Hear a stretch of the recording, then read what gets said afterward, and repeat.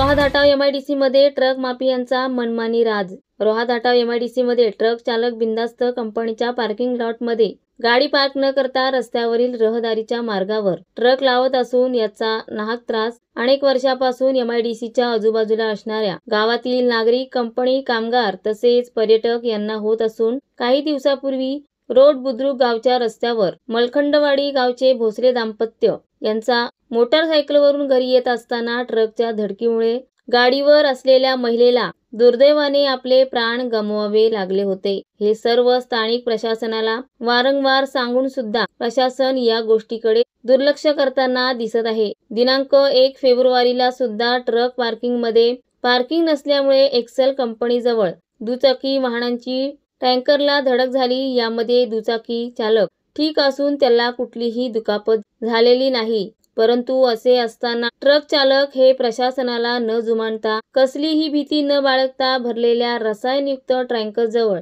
जेवण सुद्धा करताना दिसत आहेत। आणि असे असताना काही दुर्घटना घडल्यास येथे गंभीर समस्येचा प्रश्न निर्माण होऊ शकतो। याला जबाबदार कोण? याच दक्षता प्रकरणी महाराष्ट्र नवनिर्माण सेनेचे माजी तालुका अध्यक्ष अक्षय रटाटे यांनी सुद्धा पत्र पाठवून वेळोवेळी या सर्व गोष्टी प्रशासनाच्या निदर्शनास आणण्याचे प्रयत्न सातत्याने केले आहेत। शिवाय माजी तालुका अध्यक्ष अक्षय रटाटे यांच्यासोबत संवाद साधला असता येत्या काही दिवसात पार्किंगचा बंदोबस्त झाला नाही तर मनसे पार्किंग हटवण्याचे काम मनसे स्टाईलने करेल असे त्यांच्याकडून सांगण्यात आले।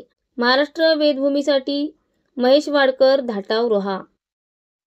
ताज्या घडामोडी जाणून घेण्यासाठी आजच आपल्या महाराष्ट्र वेदभूमी न्यूज चॅनलला लाईक करा, शेअर करा, सबस्क्राईब करा आणि बेल आयकॉनवर क्लिक करायला विसरू नका।